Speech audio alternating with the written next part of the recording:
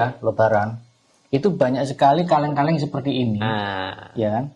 Biskuitnya mantap betul, mewah ya. Betul. Tapi begitu dibuka, Nah, sampai buka, coba buka. Bismillah. Buka. Bismillahirrahmanirrahim. Assalamualaikum warahmatullahi wabarakatuh. Waalaikumsalam warahmatullahi wabarakatuh. Entah sudah berapa purnama ya, kami berdua tidak muncul ke publik.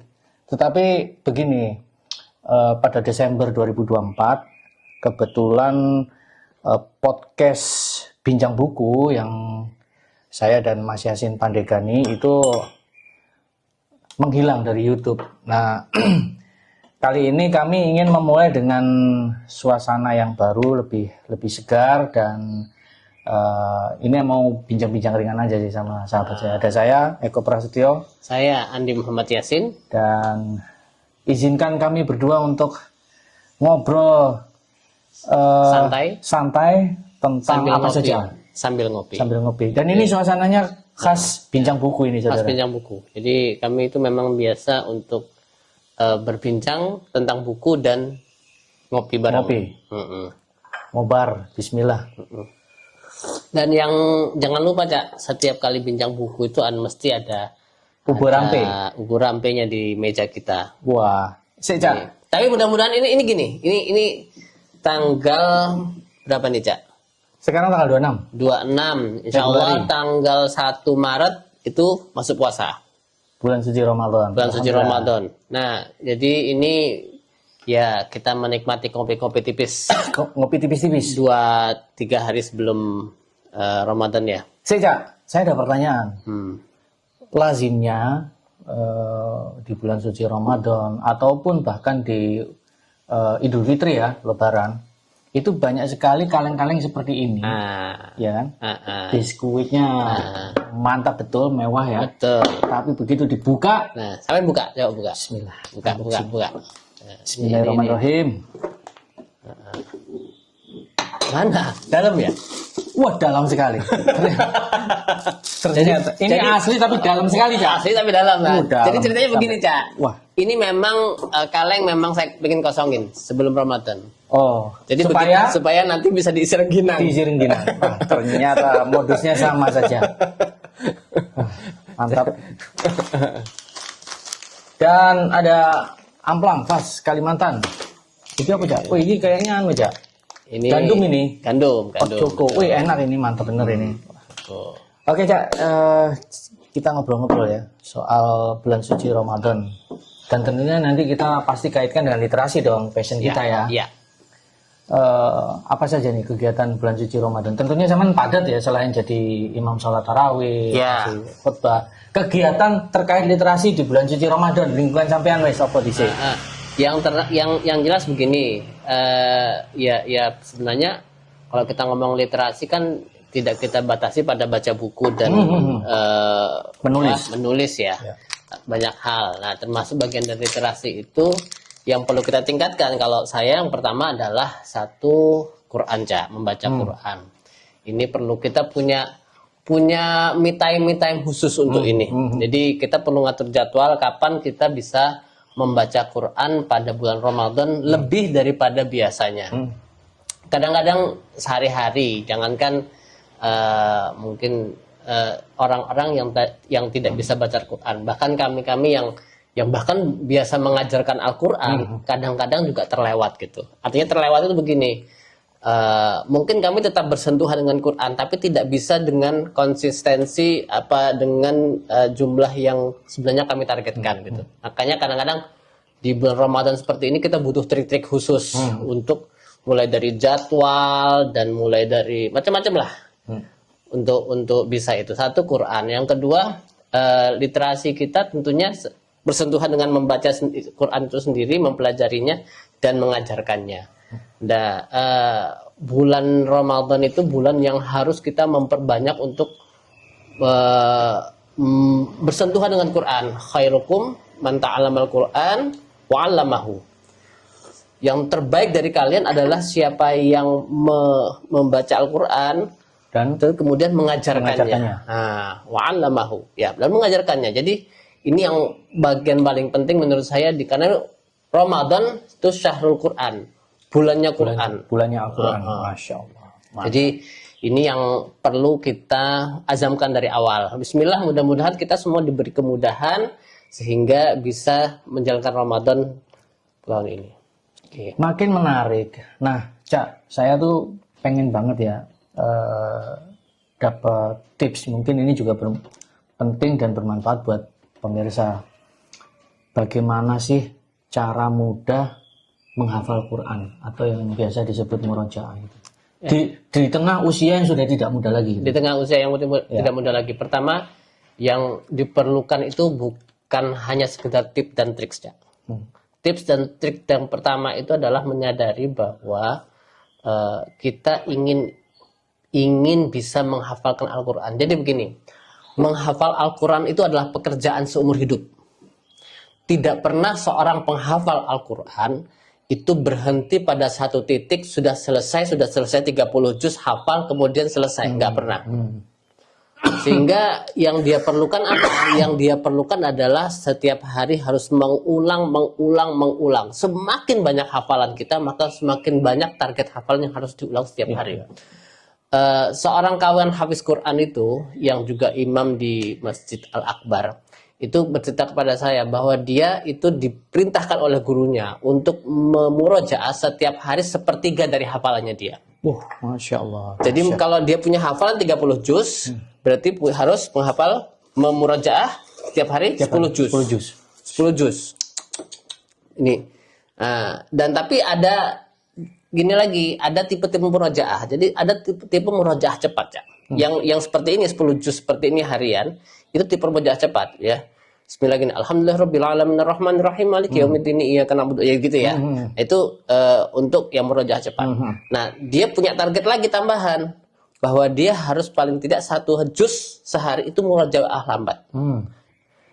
Bismillahirrahmanirrahim. Alif lam mim. Dzalikal kitabu la raiba fih. Ini untuk apa? Agar ketika murojaah cepat itu untuk mengingat secara keseluruhan, tapi huruf per huruf dia bisa mempertegasnya ketika dia murojaah lambat. Satu hari. Jadi ini menghafal Al-Quran itu adalah pekerjaan seumur hidup. Bukan, tidak boleh berhenti pada satu fase saja ya. Tidak boleh berhenti pada satu fase saja. Untuk anak-anak dan remaja tidak ya? Tidak ada. Jadi apakah betul itu menuntut ilmu?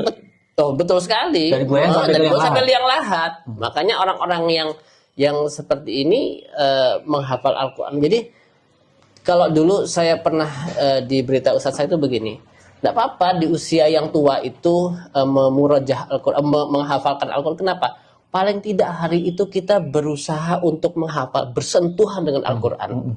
Nah itu, jadi bukan kemudian kita apakah harus hafal itu urusan nanti. Tapi sentuhan kita kepada Al-Quran, terus kemudian cara kita untuk kemudian belajar menghafal dan sebagainya, ini kan tentunya akan meninggalkan bekas pada setiap pribadi, setiap orang. Jadi bekas-bekas ini yang kita ingin, dan mudah-mudahan usaha amal kita untuk belajar ini yang menjadi penolong kita nanti di akhirat. Amin. Karena tidak ada penolong lain selain amal ibadah kita. Masya Allah. Dahsyat sekali. Itu yang bisa kita lakukan di Quran. Itu kita baru masuk ke dalam Al-Quran ini, Cak. Saya cuma mau sedikit nambahkan ya, tapi dalam konteks kebahasaan. Jadi membaca berulang-ulang atau istilahnya itu murojaah dalam bahasa Indonesia sudah difasilitasi dengan istilah mendaras. Mas, ya, sakjane ini kan sakjanya sebenarnya seharusnya mestinya. Bulan Ramadan kan kita wajib ya sebagai kaum muslim menghidupkan malam-malam Ramadan dengan berbagai kegiatan ibadah ya. Kita tahu selama beberapa tahun terakhir ya, itu 2 tahun lalu atau sekian tahun lalu itu sempat viral sholat tarawih super kilat, oke ya. Nah padahal ya bagi saya yang awam ini sholat itu mesti bisa dinikmati, mesti nikmat karena cara kita berkomunikasi dengan Sang Maha Pencipta. Nah dari pandangan sampean sebagai seorang penggiat literasi, sebagai seorang ulama, sebagai seorang penggiat dakwah lah, penggiat dakwah aja. Ubaru. Ya, Ubaru. Bukan ulama. Ubaru itu Kan lawan dari ulama. oh, Ubaru. Atau temannya, bukan lawannya ya. Ya. Bisa ngawur juga. Ada ulama, ada. Jadi Mas Yasin ini penggiat dakwah, saudara. Di kesehariannya sebagai guru, Ya di lingkungannya guru sini lah. Ya, lingkungan sini. Beliau mengasuh TPG sini. Ya apa, Cak? Menurut sampean gitu, Cak. Ya. Padahal sholat kan kudu nikmat jari ini. Ya apa ya? Ya, sholat itu harusnya kita nikmati. Sholat itu harusnya ada memang orang-orang yang kemudian punya target, pokoknya targetnya sholat saja, tapi tidak pernah menikmati. Itu saya tidak berani kemudian menyalahkan secara ini ya. Tapi kalau yang saya lakukan, jadi ada sebuah buku, Cak, yang mungkin kalau diikutin di TikTok ya, itu sedang laris banget sekarang. Jadi bisa cek keranjang kuning nggak nih? Bisa cek ada buku itu, Cak, judulnya Perbaharui Sholatmu. Nah, Perbaharui Sholatmu itu judulnya ya. Jadi itu judul aslinya. Judul aslinya artinya gini. Buku itu ada 3 buku ya, penulisnya seorang penulis ulama yang lumayan, yang keren lah saya bilang ya, Cukup dari luar negeri. Nah, beliau terus kemudian menuliskan bahwa perbaharuilah salatmu. Kenapa diperbaharui? Karena kita itu cenderung sehari-hari itu membaca yang itu saja yang kita akhirnya hafal. Ya, kalau Al-Fatihah kita nggak bisa membaca macam-macam lagi ya. Nah, tapi karena wajib. Ya seperti itu loh bacaannya. Kemudian kalau misalnya Subhana Rabbiyal Azim misalnya, ada pilihan lagi nggak? Subhana Rabbiyal Azim wa bihamdi.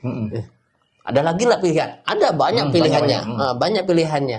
Nah, ini coba kita diperbaharui, digonta-ganti. Karena Rasulullah mencontohkan itu gitu loh. Banyak Rasulullah sendiri melakukan hal-hal yang memperbaharui salatnya ini tadi ya. Jadi perlu kita lakukan untuk kemudian kita itu selalu bisa menikmati. Kenapa?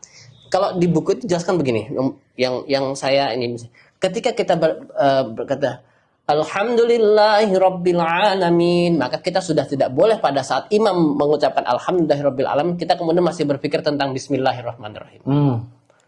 Atau berpikir tentang setelahnya. Tapi itu urusannya. Tapi urusan kita adalah kita fokus pada apa yang Alhamdulillahirabbil alamin, segala puji bagi Allah. Ini fokus kita. Bacaan imam atau ketika kita membaca itu. Atau kemudian ketika imam membaca surat Tabbat yada abi lahabin wa tabb. Nah, kita sudah fokus. Kita jangan perlu ini bacaan imam kok koyo ngene. Enggak perlu lah. Nggak perlu kerasa-rasan lah ya. Nggak perlu. Pokoknya kita fokus saja. Siapapun saja. imam Anda, karena imam itu harus kita ikuti kan. Jadi ini yang harus kita lakukan, Cak. Jangan seperti ya kita kembali lagi bahwa kita itu harus selalu belajar dan belajar. Jadi jangan berhenti sholat terus selesai bisa hafal semua, bisa mengerjakan semua, terus selesai kita belajar tentang sholat ini. Belajar tentang sholat sama dengan belajar tentang Al-Quran tadi menurut saya. Jadi panjang sekali ya. Tidak pernah kita bisa berhenti belajar tentang sholat. Bagaimana kita bisa khusyuk, bagaimana kita itu perjalanan seumur hidup sekali lagi, seumur hidup. Jangan pernah puas, Cak. Karena setan pun tidak pernah puas menggoda kita. Betul. Dia akan datang dari depan, dia akan datang dari samping, dari atas, dari bawah, gitu. Dan kita harus membentengi diri dari depan, belakang, samping, kanan, kiri, gitu, Cak. Jadi sebenarnya kan begini ya. Bismillah. Sholat itu bisa menjadi ibadah yang terasa nikmat. Iya kan? Harusnya begitu. Idealnya begitu. Nikmat dan meninggalkan bekas. Nikmat dan meninggalkan bekas buat kita. Karena itu bentuk komunikasi kita dengan Sang Maha. Betul. Meninggalkan bekas itu apa? Bekas bahwa sholat itu harusnya bisa mencegah kita dari perbuatan fahsya dan mungkar, dari perbuatan keji dan kemungkaran. Luar biasa. Tak lihat ada sesuatu yang baru di sini. Apa tuh? Ya dulu pernah kita lakukan, tapi ini lebih ini. Kita hari ini tidak pakai DSLR. Kamera yang gede itu ya. Gede-gede. Ya. Apa yang sampean kok bawanya yang kecil-kecil begini? Ya. Jadi Hari ini memang kami podcast tidak menggunakan kamera pro ya. Biasanya saya bawa kamera APS-C Fujifilm X-T200 dan kali ini khusus ya saya hanya memakai Action Cam DJI Action 5 Pro. Kenapa saya bawa? Ini kan satu jelas lebih ringkas ya. Action Cam itu kan kecil. Kemudian Action Cam yang ini yang terbaru dari DJI ini Osmo Action 5 Pro ini baterainya itu lebih besar sebenarnya. Secara dayanya dia makanya bisa merekam diklaim sampai 3,5 sampai 4 jam. Dan kemudian ekosistemnya sudah enak ya. Kalau misalnya kita akan pakai DJI Mic 2. Nah, ini ya, DJI Mic 2 ini itu sudah langsung bisa terkoneksi tanpa harus pakai kabel yang biasanya kita lakukan kan. Lebih ringkas. Jadi satu ekosistem. Enak sih. Saya jadi ingat dulu kami melakukan kita Podcast ya bincang buku pakai begini, yang itu yang seri berapa Cak? GoPro 10 keluaran 2021. Kita pakai mobil ya, pakai mobil, ditaruh di mobil, dan ketika itu 5-10 menit panas kita harus nunggu sekian lama untuk kemudian melanjutkan, matikan dulu baru boleh gitu ya. Dan alhamdulillah ini saya lihat lebih keren ini, yang ini memang setiap 5 menit kan ini ya behind the scene-nya. Setiap 5 menit itu kan saya on off kan. Bukan karena panas, bukan. Melainkan agar nanti downloadnya itu nggak terlalu lama gitu. Ya. Kan ini kan saya download lewat HP. Enak. Mantep kok. Jadi ini padahal pesan sponsor ini. Mudah-mudahan DJI Indonesia mendengarkan podcast ini, Cak. Jadi gini, ini memang ciri khas kita begitu. Kadang-kadang kita apa yang kita pikirkan tiba-tiba kita terlintas di situ. Ya karena kita biasa punya prinsip kerja pokoknya aturan terus auren. Jadi ini prinsip kan. Oke, kesimpulan dari bincang podcast kita hari ini ya. Oh belum, aku masih punya banyak pertanyaan. Masih punya banyak. Masih punya banyak. Oke, siap. Cak. Tidur di bulan suci Ramadan itu kan dinilai ibadah ya. Tapi kan nggak enak juga kalau banyak tidur. Sementara orang di luar sana itu mengasosiasikan, wah ini seturanya timbangannya gibah nih. Saja nih, sing menurut sampean ideal itu ya apa sih? Agar bulan suci Ramadan ini sangat berkesan buat kita selaku umat Islam. Ya, harusnya Ramadan itu selalu meninggalkan kesan yang baik. Jangan pernah menganggap bahwa Ramadan itu menjadi sebuah beban. Orang yang bergembira dengan masuknya Ramadan saja itu Allah berikan sebuah pahala yang berlimpah gitu ya. Jadi pengampunan dari Allah Subhanahu wa taala. Nah, sekarang kalau memasuki bergembira saja dengan itu kemudian kita dapat sesuatu yang besarnya luar biasa dari Allah Subhanahu wa taala, berarti apa yang kita bergembira ini sesuatu yang sangat-sangat besar kan gitu. Nah, kenapa Ramadan itu jangan pernah kita sia-siakan hanya dengan tidur belaka ya. Jangan sia-siakan dengan tidur belaka. Walaupun tidur di bulan Ramadan ada yang kemudian mengatakan bahwa itu ibadah. Ibadahnya kenapa? Daripada kamu ghibah, oke. Ya, daripada kamu ghibah, daripada kamu melakukan hal-hal yang buruk, kemudian kamu kemudian tidur mengistirahatkan diri. Nah, itu bagian dari. Tapi kemudian apa yang harus kita lakukan adalah memperbanyak ibadah-ibadah lain yang bersentuhan langsung dengan apa yang Allah ciptakan. Ini saatnya. Kalau Rasulullah di bulan Ramadan itu kalau di malam hari itu biasanya kemudian dia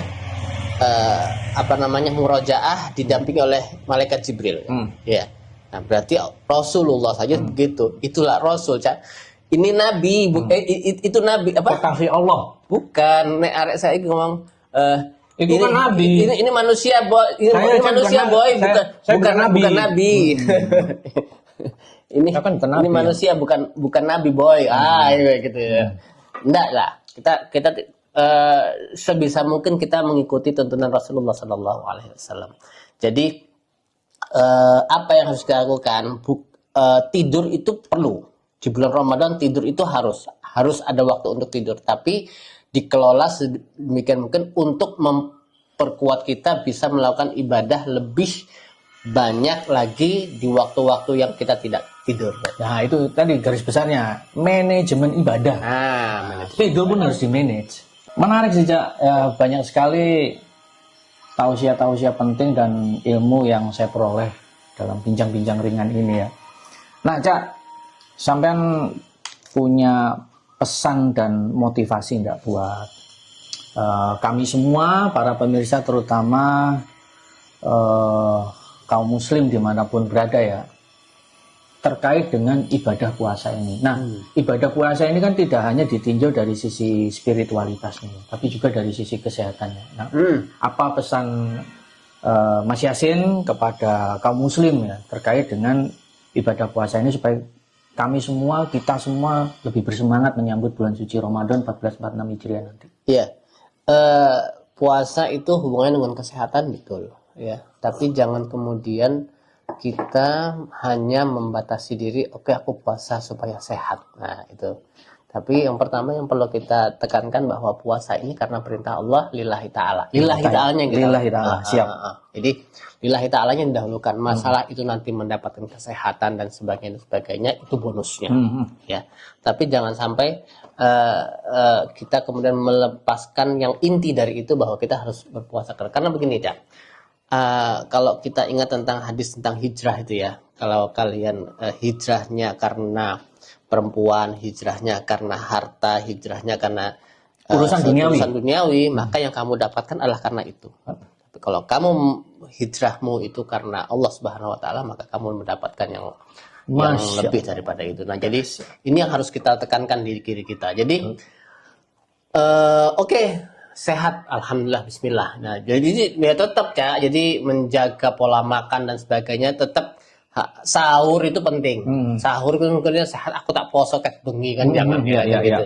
Sahur itu penting karena Rasulullah pun mencontohkan, dan dari kesehatan sahur itu juga penting gitu. Sahur penting, kemudian berbuka itu pada waktunya itu penting ya. Jadi yang kita lakukan apa sih? Ya sudah, contoh Rasulullah, cari sebanyak-banyaknya Rasulullah berpuasa seperti apa dan kita lakukan seperti itu. Karena beliau adalah teladan yang baik. Betul, jangan kemudian juga berlebihan ketika berbuka puasa. Ya paling tidak kolak satu, es teler satu, gedang goreng lumpia. Itu akeh.